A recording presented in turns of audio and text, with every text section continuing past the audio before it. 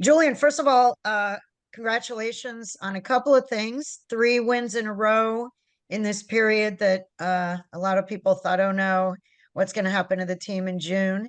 And also, I saw that you got 100th, you reached a milestone of 100 assists, which is a special milestone in any league and in MLS. I just want to ask you, you know, how confident is this team right now? Going on a 3 game win streak, I think 7 unbeaten on the road. And without Leo Messi, without Suarez, without Rojas, what does it mean about your team? And what's the mood of the team right now as you guys have been spending a lot of time together on this extended road trip? What's the mood going into the Charlotte game? Thank you. Thanks first of all for the congratulations. It's not 100 assists quite yet. It's I think 100 goal contributions, so goals and assists. Oh, okay. So Oh, 100, right. Goal contributions. Got it. Yes. Okay. but That would be, 100 goals. Oh, no, 100 assists. Okay, got it. yeah, but no, I mean the mood is good. I'd be lying if I didn't say that because of kind of the run of form that we've been in. We're spending a lot of time together here, and when you win and you are in the same space like this and you kind of have success as a whole team, then yeah, it is a good mood. It's relaxed, it's loose, but I feel like we've also found kind of the right recipe of when to turn it on and when to be intense and when to be ready for the games. And I think that we showed that obviously against Nashville, coming off of two pretty good performances before, two pretty good results from before, and now to have a little bit off and now to be kind of coming back and having a performance again, a serious performance like that where we're not loose, we're not just doing stupid things. We're dialed in and we're there when we need to be, and that was a very good first half, I thought, and that gives us more confidence going forward. Obviously, we know that was the start of a long week, so you want to have a good start to a week like that, and this was a good way to start. But we also know that we have 2 challenges ahead of us still, that we want to have a positive results in, and kind of solidify ourselves top of the table and continue to prove maybe some doubters wrong that we couldn't do it in June. Thank you. Next question, Sophie. Julian, how are you, man? Good, man. How are you? Good. I wanted to ask the connectiveness that you guys have kind of played with the last couple weeks, or during the tournament especially. Was there a catalyst? Was there a starting point for that? For me, I see kind of the Leo Alfonso goal in Philly being a big moment for you guys. But also I think maybe this kind of camaraderie you guys have had has been cultivated, ever since you guys were, in Europe and Asia earlier this year. Has there been a kind of catalyst to how you guys have played maybe the last couple of games without the stars? Was it that Philly game, or was it another point maybe, do you think? Yeah, I think that Philly game in that moment, not just, obviously the goal at the end helps, but even going down to 9-man and kind of hanging on, even if it was going to be a tie at the end, and kind of playing well and fighting through some adversity together. I think that always gets you closer together, right, as a team. And we know the storylines, right? We know that, Copa America is coming up. What is going to happen to Miami?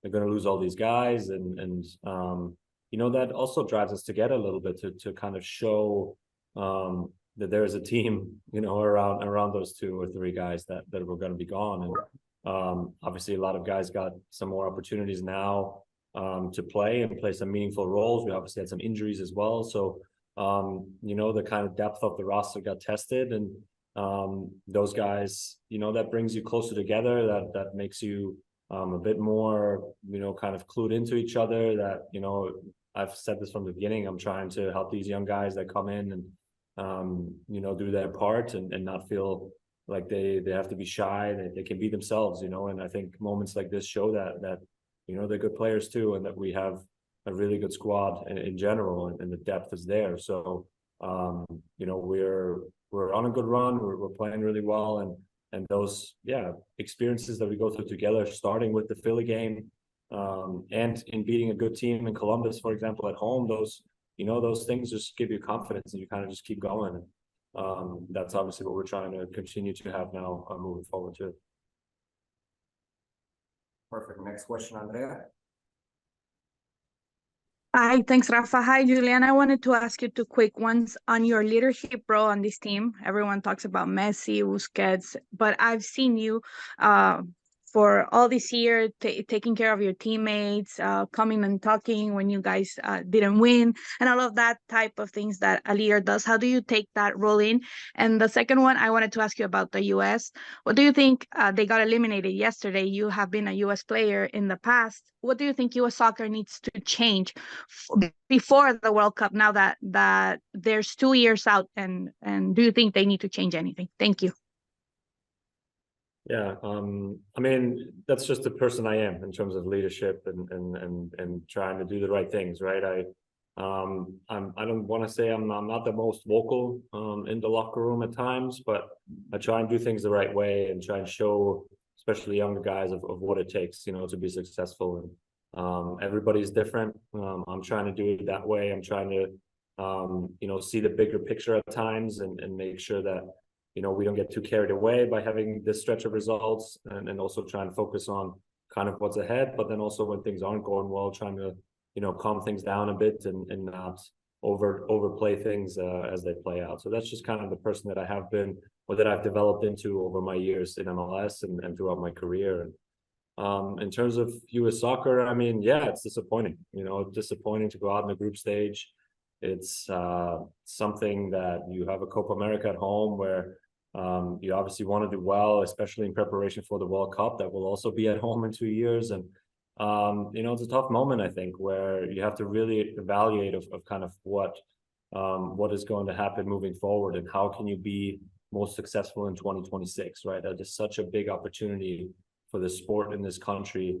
Yeah, I don't have the answers to that. That's obviously outside of kind of my you know, bubble, but there's certainly things that need to be addressed, I think. And you know, we'll kind of see how that shapes up and how US soccer takes those steps moving forward. But again, I think, you know, it's time to really clue in and really focus on what will bring us the best outcome in 2026. And you know, if that changes, if that means a lot of changes, then that means a lot of changes. If it doesn't, then you know, hopefully we can kind of move forward and with continuity as well. So we'll just kind of have to see how the federation handles that. I think we'll go back to Michelle and then Sophie. I'm going to ask one follow-up question on the U.S., and then I wanted to ask you about Ian Frey, about his return and just, you know, what he's done for the team and since his return. As far as the U.S., you know, for a while it's sort of been, at the beginning people thought, oh, you know, I've covered this team for a long time, and it was like, oh, too many players are from MLS, they're not playing overseas, we need to get all the guys overseas. So now this was supposed to be, you know, the golden generation, quote unquote, all these players that are playing in Europe, which we know that those are top leagues and everything.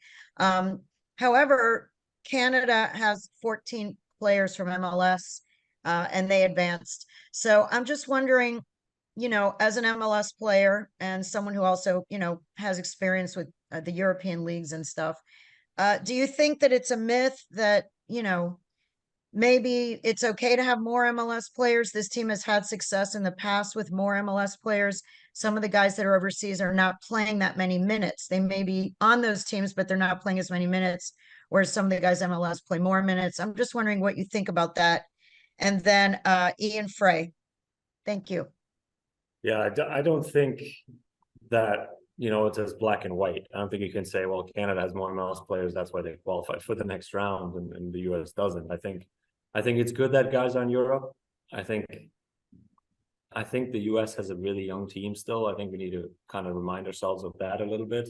Where on an international stage, you know, the margins are so thin and you have to have experience. And you know, this is obviously easy for me to say, kind of sitting here and not having been part of this, but so it's something that I think guys will grow from, you know, and the whole federation and US soccer and the players will grow from, as they, you know, have 2 more years now leading up to the World Cup to be exposed in, you know, high pressure situations in European leagues. I think it will only get better, you know, and not to say that, you know, MLS players can contribute. I very much think that MLS players can contribute a lot to the national team, because the level in this league is also getting better, and there's real quality here. So it's not just like that we have to, you know, get everybody out of here. I think it depends on each guy, and everybody's different, and kind of what you need out of the group in general. So yeah, I don't think it's as black and white as it sometimes seems on paper. And every situation is a little bit different. In terms of Ian, yeah, Ian, you know, I told him, since he gave me 24 at the beginning of the year, I told him this would bring him some better juju.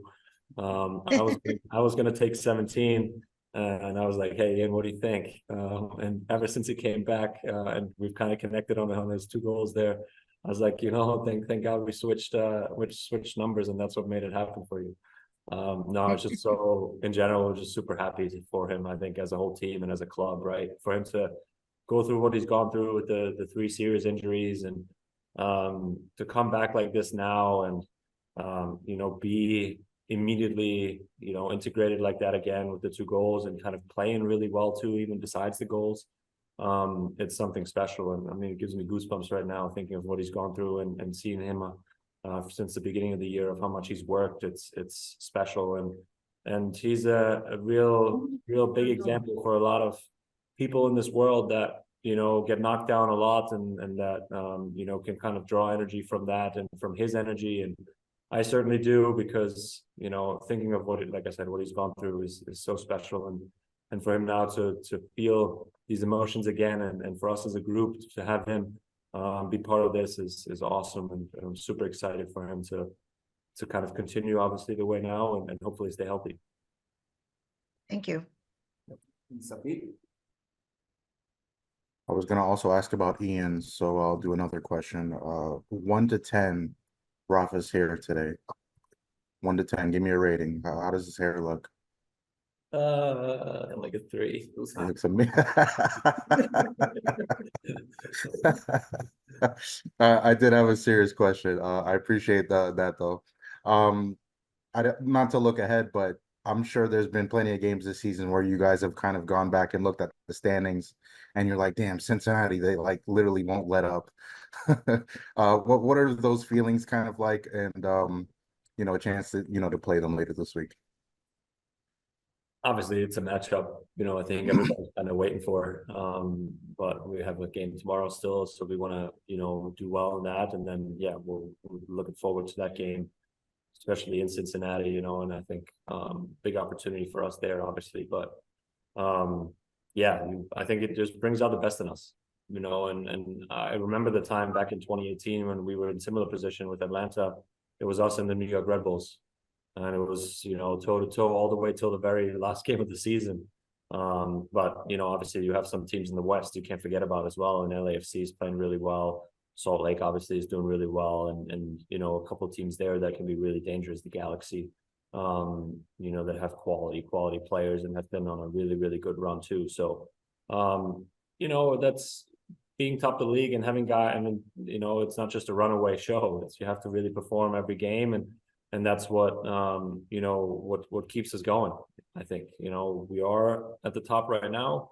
We want to stay there, and the only way we can do that is by controlling what we can control, and that's by winning games. And that's what we're trying to do on the road, at home, wherever. And you know, without players, with players, it doesn't matter. So we're really trying to just continue to do what we have been doing, and hopefully that will, at the end of the year, get us to where we want to be. And you know, I like it. I would be lying if I said I didn't like it. If you check the scores, and you kind of obviously root a little bit against Cincinnati at times, and you know, you want to kind of separate yourself, but at the same time, it, you know, it keeps that drive within us, and it keeps us going. And yeah, so we'll just see how it plays out, and hopefully we can be on top at the very end. Is it too early to think about like home field advantage, like later on this year? Yeah, I think so. I mean, there's still so much season left to play. We still have to play them twice. And like I said, there's other teams in the West as well that could potentially play a role. So yeah, there's too much season left to play, and I think once we kind of start back up again after, I think that first game back after Leagues Cup will be Cincinnati. So, you know, that's when, you know, you kind of look at the standings a bit closer and see kind of what the matchups are like at the end of the year and all those types of things. So, I think so. I think, you know, right now, obviously, you're trying to win the games and you're not trying to get too much separation between, you know, between each other. And obviously, you maybe want to run away with it. That would be nice. But, you know, at the end of the day, we'll just kind of see how it plays out.